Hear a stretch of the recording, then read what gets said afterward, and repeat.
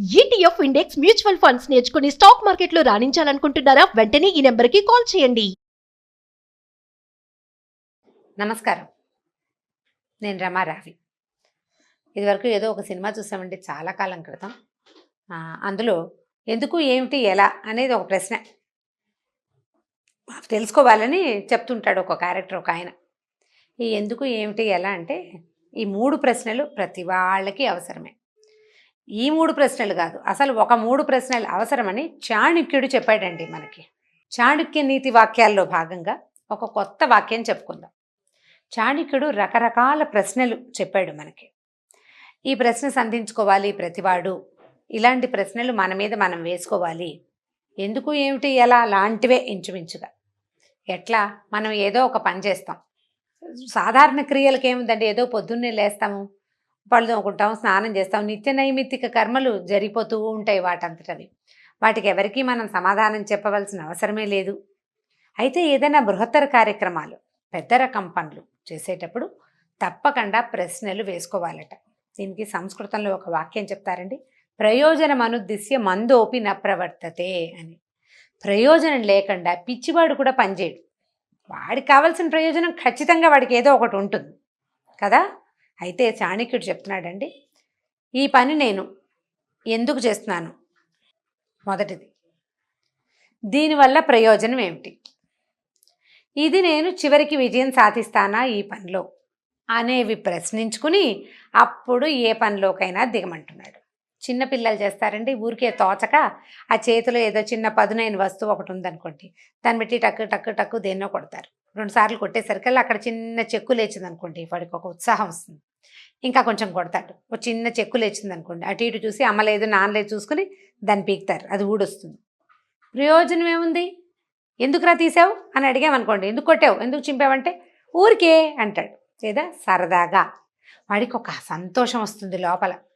Sofa cover చిన్న చిల్లు ఉందనుకోండి, దాంట్లోకి ఇట్లా వేలు పెడతాడు, వేలు ఇరుక్కుంటుంది, తర్వాత కొంచెం లాగుతాడు, కొంచెం లాగుతాడు, లేకపోతే పర్రమని చిరిగిపోతుంది. ప్రయోజనం ఏం లేదు. మనం 2 చెంపకాయలు కొడతాం వాడిని, లేదా 2 ముటికాయలు వేస్తాం. నేనైతే ముటికాయలే వేస్తాను. అడుగుతాం, తిడతారు పెద్దవాళ్ళు, ఎందుకు చేసావు అంటే వాడి దగ్గర ఏమో ఆన్సర్ లేదు. బాలురకి ఆన్సర్లు ఉండవండి. చిన్నతనంలో మనం చేసే చాలా పనులకి సమాధానాలు ఉండవు, తోచక చేస్తాం. ఇది ఎప్పటిదాకా కుదురుతుంది మనకు ఒక 12, 13, 14 ఏళ్ళు వచ్చేదాకా ఇలా చిన్నతనం కుదురుతుంది.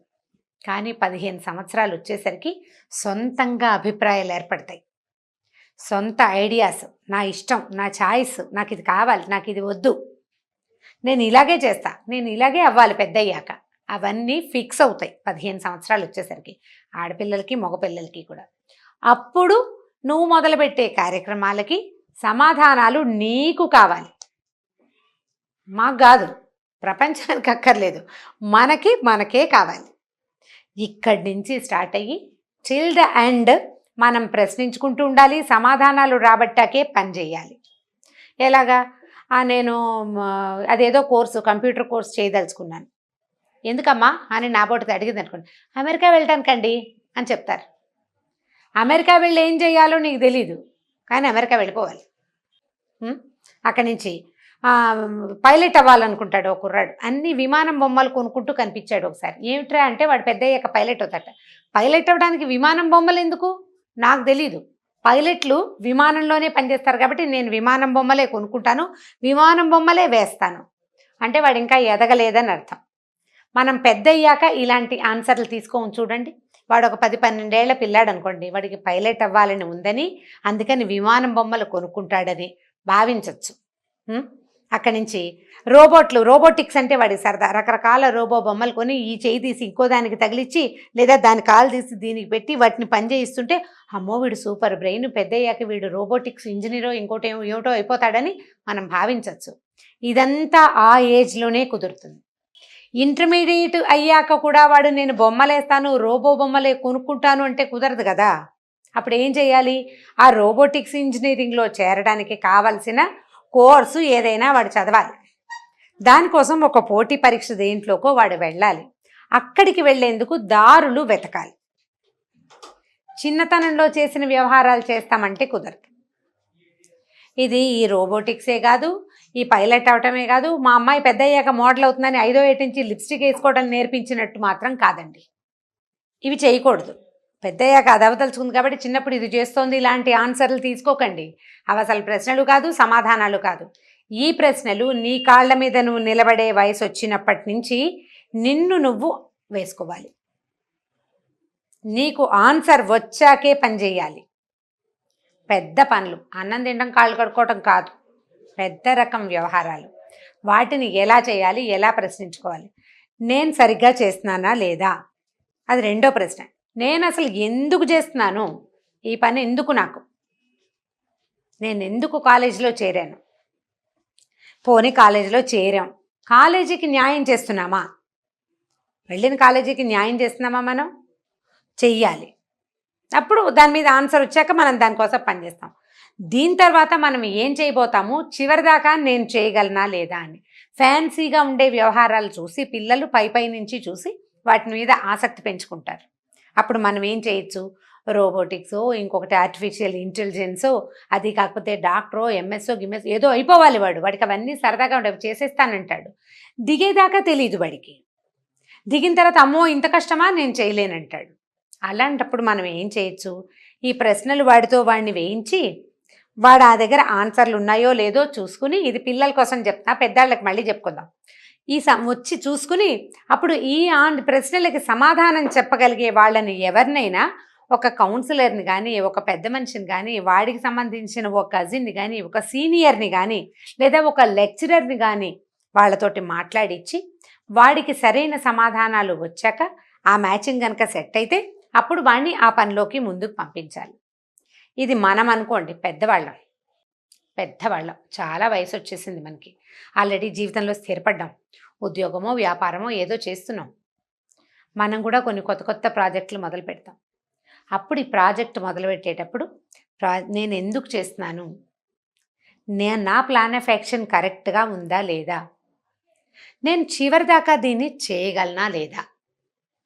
ఇందులో మనం సరదాగా మొదలుపెట్టే స్నేహాలు, సరదాగా ఫ్రెండ్స్తో మొదలుపెట్టే అలవాట్లు, కొత్తగా ఎక్కడైనా డబ్బు మదుపు పెట్టే వ్యవహారాలు, ఎవరి బిజినెస్లో అయినా మనం చొరబడి వాళ్ళతో పాటు మళ్ళీ కాస్త డబ్బు పెట్టి చొరబడ్డాలు, ఎవరికైనా సంతకాలు పెట్టటాలు, ఏమిటి షూరిటీ సంతకం పెట్టటాలు, మళ్ళీ మనం ఇన్సూరెన్స్ లాంటివి ఏమైనా చేసుకోవటాలు, ఎక్కడైనా డబ్బెట్టి రేపొద్దున 5 ఏళ్ళ తర్వాత దీనికి 3 వచ్చేస్తుంది లేదా 4 వస్తుంది అలాంటివి.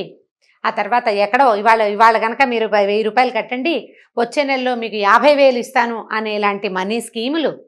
మీరు ముగ్గురిని చేర్చండి, ఆ ముగ్గురు ఇంకో ముగ్గురిని చేరుస్తారు, ఈ ముగ్గురు కలిసి తర్వాత ఇంతమంది అవుతారని పైన ఒక అంకేసి, తర్వాత 3 అంకెలేసి, 3 నుంచి 9 అంకెలేసి చూపించే రకపు వ్యాపారాలు.